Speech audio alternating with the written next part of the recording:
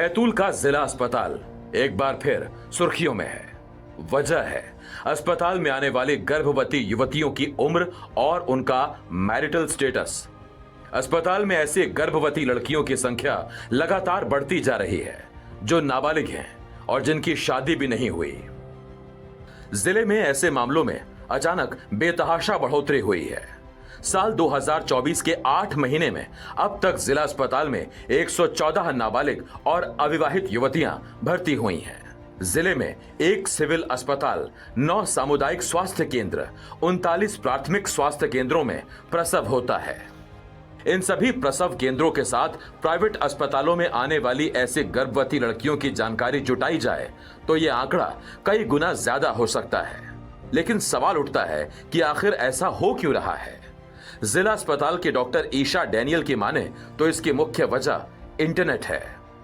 अभी जो इतने आंकड़े बढ़ रहे हैं उसका जो गर्भवती महिलाएं भी आ रही हैं, मतलब जो नाबालिग मेन आ रही हैं, तो उसका मेन कारण तो एक हम जो देख सकते हैं कि एक इंटरनेट अपना, मतलब हर छोटे बच्चे के पास हाथ में मोबाइल होता है। 13 से 14 साल की उम्र में भी उनके पास मोबाइल फोन्स होते हैं।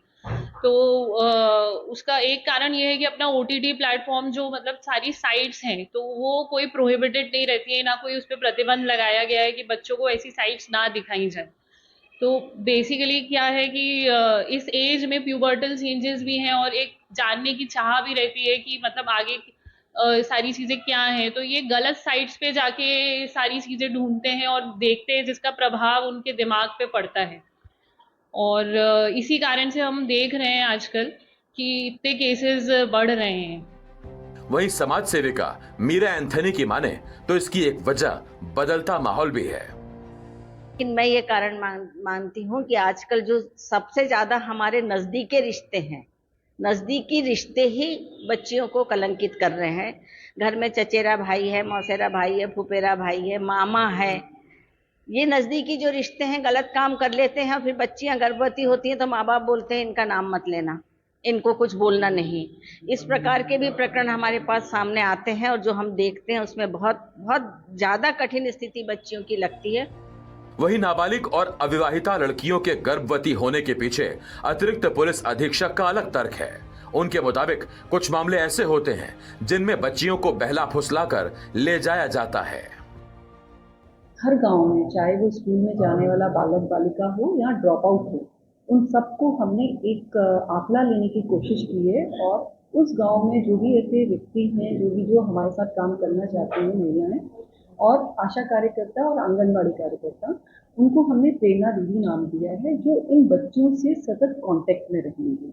हम जगह जगह जाके कार्यशालाओं का आयोजन करेंगे जिसमें हम बच्चों को शिक्षा देंगे, क्योंकि इस तरह से जाना एक आगे वो उन पर किसी प्रकार का कोई अपराध भी हो सकता है या वो किसी भी प्रकार के शोषण का शिकार भी हो सकते हैं। और अन्य भी जिस तरह से अपराध अभी आ रहे हैं, साइबर के संबंधी अपराध हो या अवसाद की जो भी प्रक्रिया बच्चों के आ रही है, इन सब में हम उनको शिक्षा देंगे। और फिर हमारा ये काम शिक्षा देने का, प्रेरणा देने का काम हमारी जो प्रेरणाएं दीदी हैं वो देंगी। तो हम कोशिश कर रहे हैं कि धरातल तक जाकर 1-to-1 कॉन्टेक्ट हम बच्चियों से करेंगे। तो निश्चित तौर पे अगर हमें हमारा कार्यक्रम सफल होगा तो अवेयरनेस जरूर आएगी और इस तरह का, जिस तरह से आप अभी हमने को बताया, इस तरह के आंकड़ों में निश्चित तौर पर कमी है। सवाल उठता है कि आखिर इसका जिम्मेदार कौन है? क्या इसके लिए इंटरनेट और बदलता माहौल जिम्मेदार है या फिर सिस्टम और समाज जो बच्चों को सही जानकारी देने में नाकाम हो रहा है? वजह जो भी हो, ये चुनौती बहुत ही गंभीर है जिससे निपटने के लिए शायद अभी तक कुछ भी ठोस नहीं किया जा सका है।